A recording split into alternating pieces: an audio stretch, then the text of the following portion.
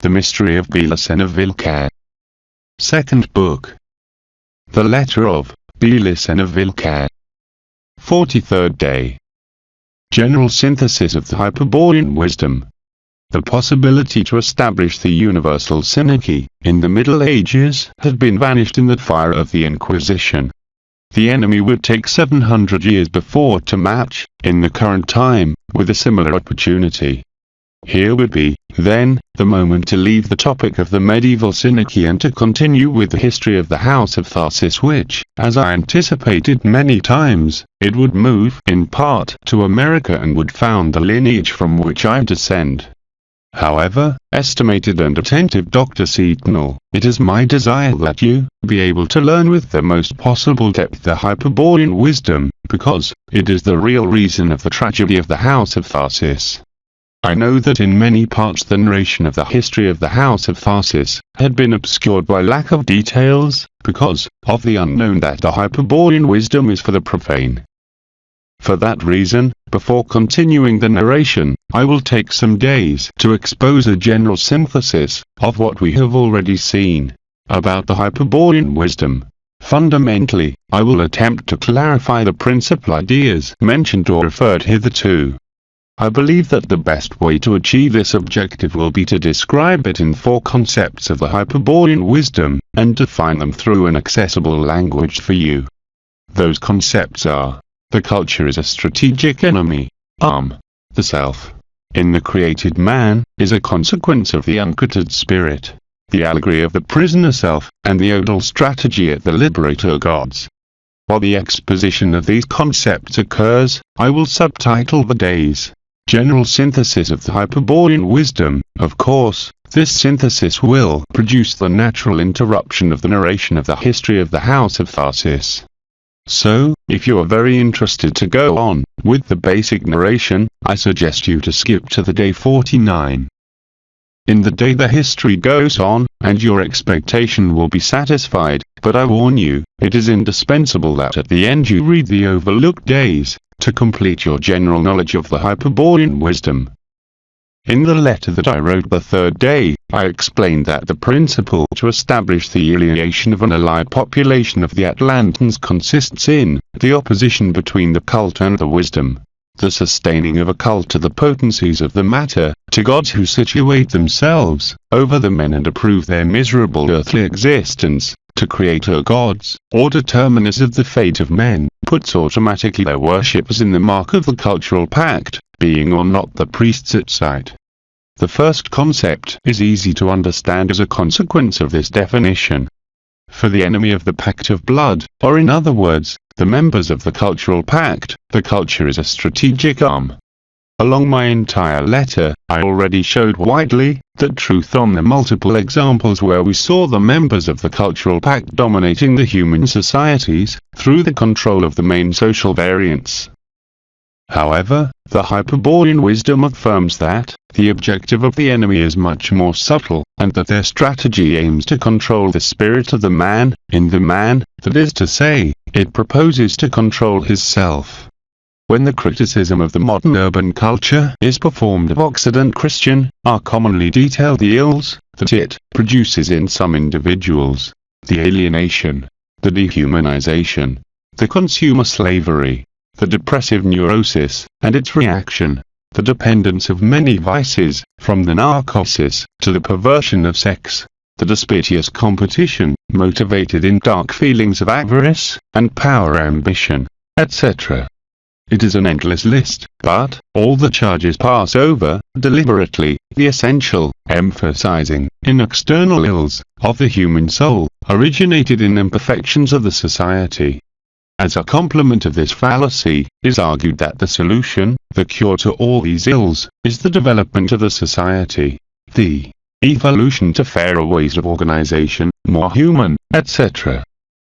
The omission lies in that the evil, the only evil, is not external to the man, it doesn't come from the world, on the contrary, it lies, on his inner self, in the structure of a mind conditioned by the preeminence of the cultural premises, that sustains the reasoning, and deforms his vision of the reality. The actual society, in other way, has attained to days. In such way, the ordinary man that has transformed him. Miracle that not even the biological genetic can dream, in a miserable Jew, greedy of profits, glad to apply compounded interests, and happy to dwell in a world that glorifies the usury. Needless to say that this society, with millions of biological and psychological Jews, is for the Hyperborean wisdom just a bad nightmare, which will be definitely crushed at the end of the Keli Yiga by the Wildeshia. In Germanic traditions, is called Wildeshia to the furious army of Wetten. According to the Hyperborean wisdom, Wetten's army will take presence during the final battle with the great chief of the white race. It is convenient now to resume many complementary concepts of the Hyperborean wisdom, some of them already explained. For the Hyperborean wisdom, the animal man, created by the One, is a physical body-soul being. As a result of the original betrayal, perpetrated by the traitor gods, the uncultured spirit, which belongs to an extra-cosmic race, has been chained to the matter and has lost its real origin.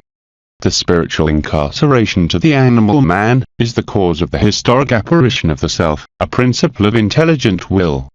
Without the eternal spirit, the animal man only had an anemic subject, which allowed him to acquire some consciousness and effectuate primitive psychological and mechanical acts, because of the purely archetypical content of those mental acts. But suddenly in history, due to the original betrayal, the self appears within the anemic subject attached to it. That's how the self-expression of the spirit lies, immersed in the bowels of the soul without any possibility of orientation to the origin, because the spirit ignores its own situation, that exists a possible return to the spirit homeland. The spirit is normally lost without knowing it, and seeks the origin without knowing what is searching for.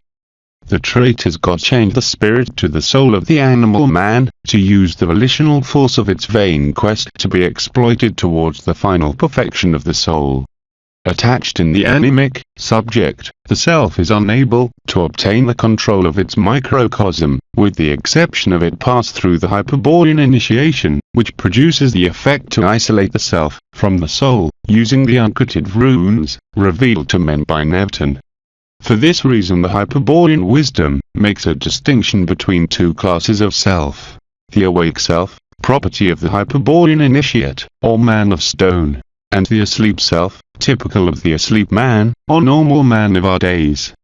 Referred to the normal man, we can say that the anemic subject, with the incorporated lost self, makes use of the psychic sphere, which can be considered, in a general appreciation, composed by two regions clearly differentiable and distinguishable.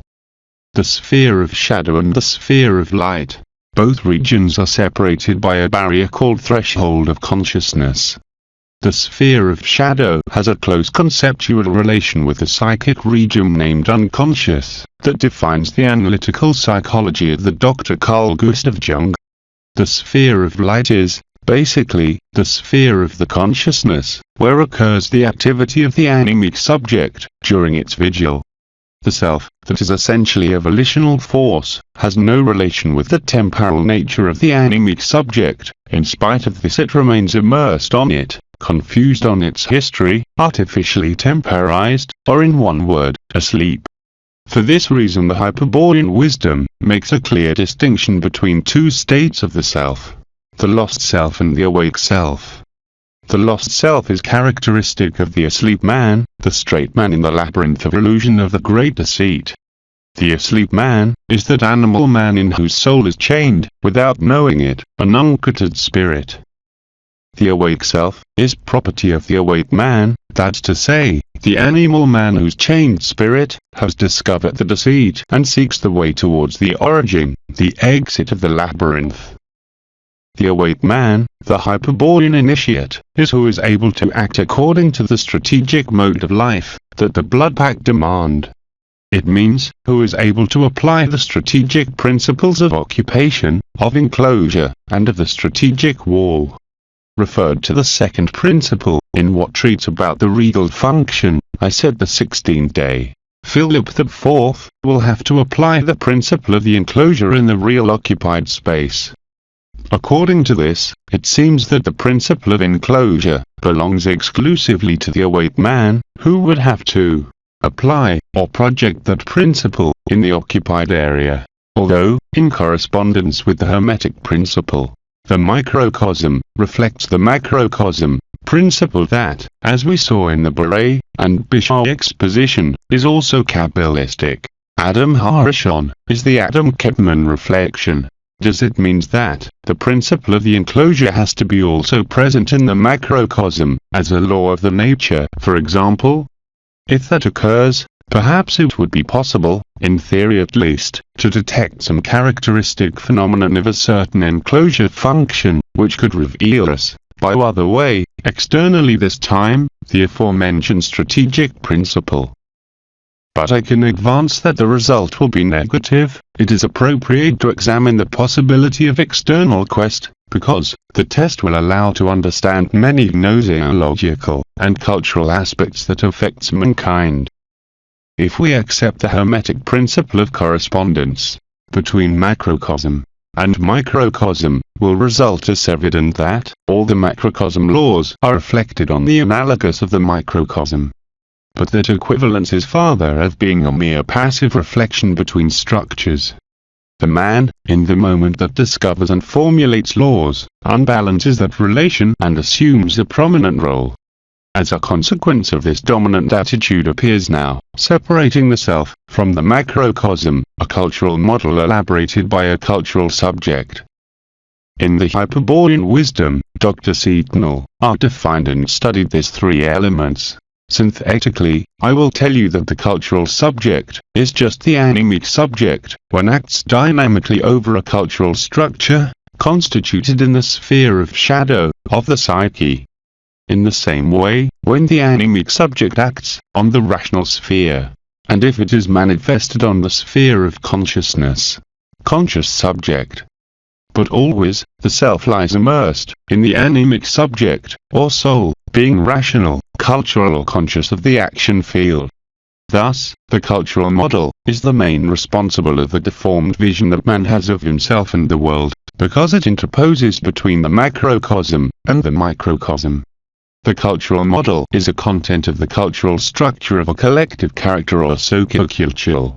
Therefore, consists in a systematic set of concepts, proposed by the cultural subject, and translated to one or two habitual languages, for example, linguistic and mathematical. In sum, the cultural model is composed, normally, by mathematical principles and cultural premises.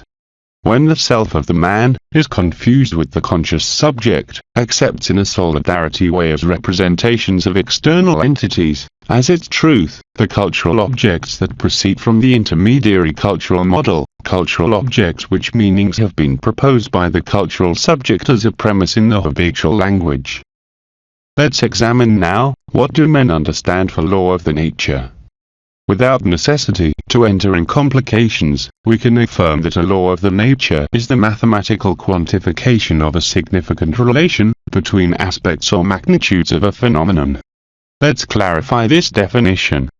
Given a phenomenon, it is possible that by the observation and by the empirical experimentation can be differentiated certain aspects of it. If among the many distinguished aspects, some of them results as significantly related between them, and if that relation has statistic probabilities, that is to say, it is repeated a high number of times, or it is permanent, then it can be enunciated a law of the nature. To do that, it is necessary that the aspects of the phenomenon can be reduced to magnitudes, in such way that the significant relation be reduced to a relation between magnitudes, that is, a mathematical function. The laws of the physics have been reduced in a similar way. The concept law of the nature that I have exposed is modern and aims to control the phenomenon before to explain it, following the actual tendency that subordinates the scientific to the technologic. So, we have phenomenons governed by immanent laws that are not only accepted as determinants, but they are also incorporated indissolubly to the own phenomenon, forgetting, or merely ignoring, that it treats about rational quantifications. That happens, for example, when it is perceived the phenomenon of a fallen object and it is affirmed that it occurred because the law of gravity acted. Here the gravity law is eminent, and even if it is known the existence of other laws, which also intervene but in a lesser intensity, it is blindly believed that the reason of its fall responds to Newton's law, and that this law of the nature has been the cause of its displacement. However, the concrete fact is that the phenomenon doesn't respond to any eminent law. The phenomenon only occurs, and there is nothing on it that intentionally aims to a law of the nature, and even less to an eminent law. The phenomenon is an inseparable part of a totality which is called the reality, or the world, and which includes, in the character, all the phenomenons that have taken and will take place. For that reason in the reality the phenomenons just occur, after, perhaps, to some already occurred, or simultaneously to other similars. The phenomenon is just a part of that mnemonic reality that never loses the character of totality, of a reality that it is not expressed in terms of cause and effect, to sustain the phenomenon. Finally, of a reality in which the phenomenons occur, independently of if its occurrence is meaningful or not for an observer, and if it comply or not with eminent laws. Before we treat the problem of the preeminence of the cultural premises, in the rational evaluation of a phenomenon, it is convenient to despoil it of any possibility that averts it from the mere mechanical, or evolutional determination, according to the natural order. To do this I will establish, after a brief analysis, the difference between the phenomenons of first, or second grade of determination, indispensable clarification due that the eminent laws respond always to phenomenons of the first grade. For the Gnostic the world that surrounds us is just the alternation of the matter effectuated by the Creator God, the one, in a beginning, and which we perceive on its temporal present. The Hyperborean wisdom, mother of the Gnostic thinking, goes farther, when affirms that the space, and everything that it contains, is constituted by multiple associations of unique element denominated archetypical quantum of energy, which constitutes a physics term, of the archetypical monad, that is to say, of the absolute formative unit of the archetypical plane. These quantums, which are real archetypal atoms, not conformars or structures of forms, have each one of them one indiscernible point, through which it performs the pantheistic diffusion of the Creator.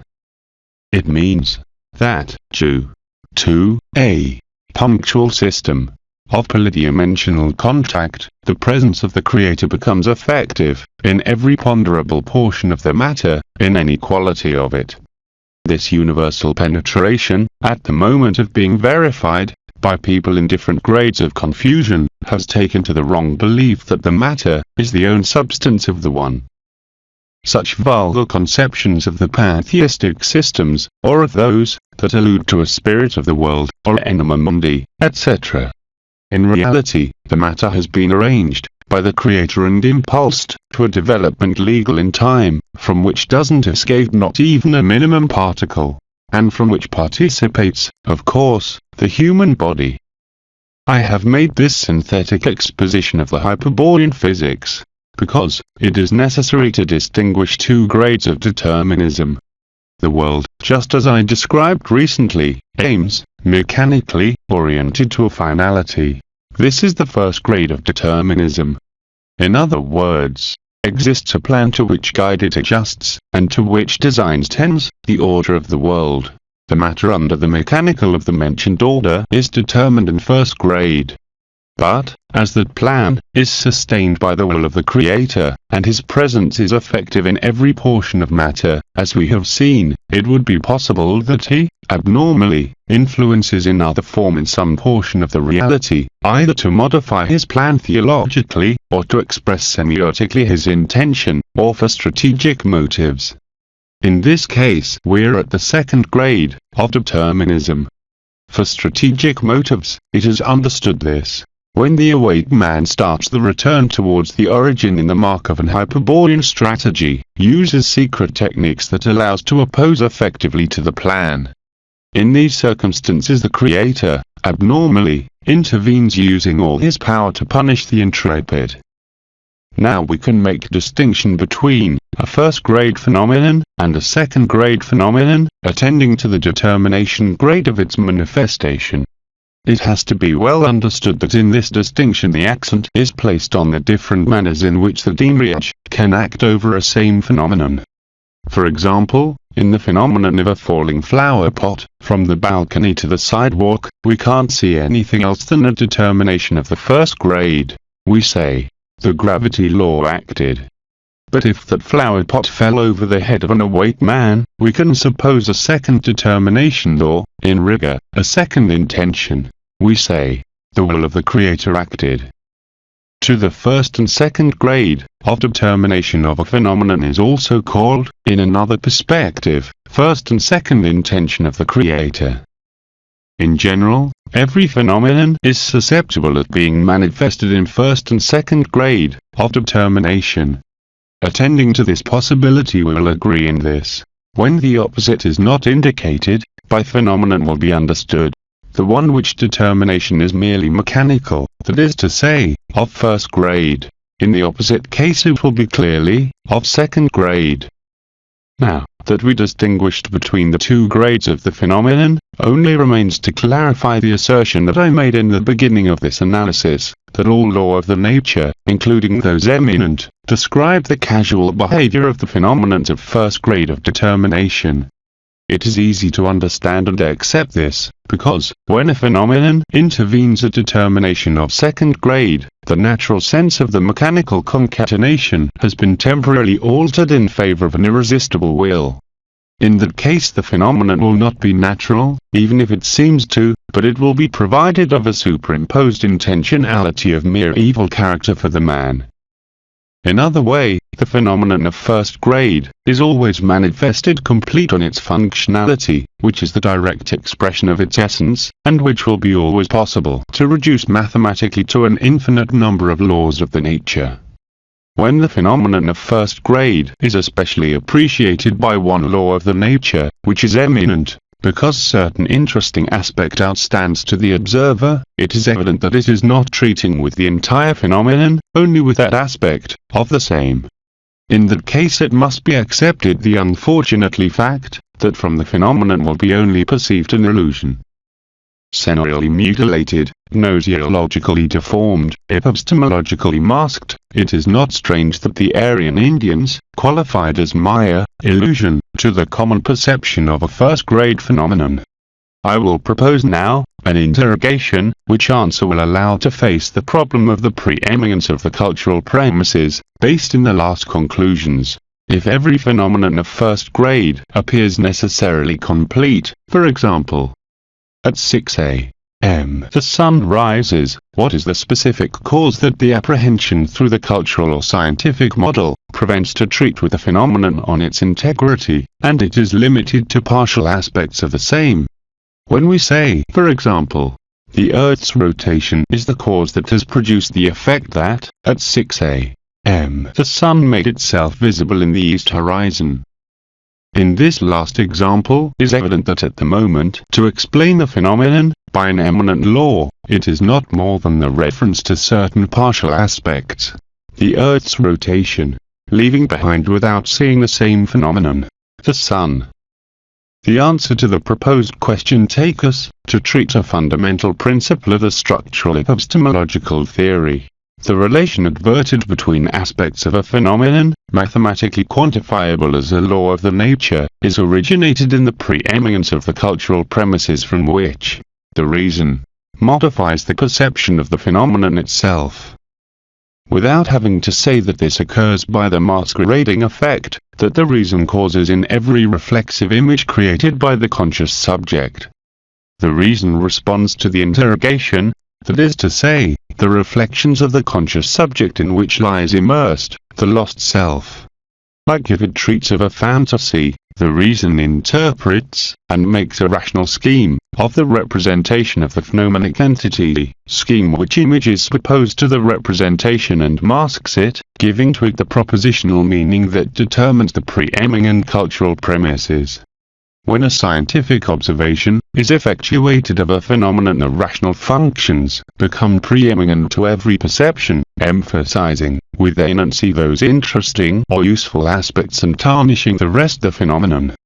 In this way the reason operates, masking the phenomenon previously extracted from the totality of the real, and shows of it a reasonable appearance, and always comprehensible in the ambit of the human culture. Of course, that nobody cares that the phenomenons remain, thenceforth, hidden behind their reasonable appearance, not if it is possible to use them, control them, take advantage of their energy and guide them. Finally, a scientific and technological civilization edifies over the phenomenons, and even against them. What matters if a rational vision of the world cut off the perceived phenomenons, and face us to a cultural reality more artificial as more blinded we are? What matters, I repeat, when that gnosiologic blindness is the price that must be paid to enjoy the infinitesimal variance that, in comfort and enjoyment terms, the scientific civilization offers? Perhaps exists a danger that we cannot technically prevent, we that have eliminated many and ancient ills, we that have prolonged human life and created an urban habitat with a luxury never seen before. The risk exists, it is real, and it menaces to all those members of mankind that have Hyperborean ancestors. The Hyperborean wisdom denominates it psychic phagocytosis. It is a risk of psychic genre and of transcendent order that consists in the metaphysical obliteration of the consciousness, possibility that can be concreted, in this world or in other, and in any time. The destruction of the consciousness occurs by satanic phagocytosis, that's to say, by the assimilation of the anemic subject to the Jehovah-Satan substance. When that catastrophe occurs, any possibility of transmutation and return to the origin is lost. However, it is convenient to repeat that the confusion is the main impediment for the transmutation from asleep man into man of stone. And, to the permanent confusion, contributes the gnosiological blindness, which I mentioned before, consequence of the modern rationalist mentality. We live under the rules of the Occidental culture, which is materialist, rationalist, scientific, technologic and amoral. The thinking starts in the preeminent cultural premises, and determines the vision of the world, transforming it in mere appearance, without noticing or having any idea of it. The culture, then, keeps the confusion, prevents the orientation and the march towards the core of the psychic reintegration, impeding the transmutation of the asleep man into a man of stone. Is this fortuity? I have told it many times. The culture is a strategic arm, skillfully used, by who wants the perdition of the Hyperborean legacy. It has proved, in this way, that the intermediary cultural model, between the self and the macrocosm, makes highly difficult to find the principle of the enclosure, in the world, as a law of nature.